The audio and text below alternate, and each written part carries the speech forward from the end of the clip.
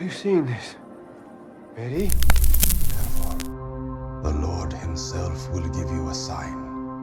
Behold, the virgin shall conceive and bear a son.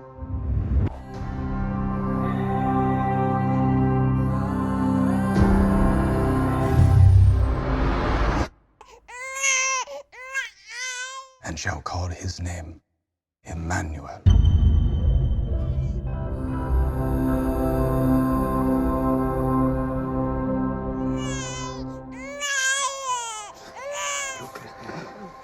So beautiful.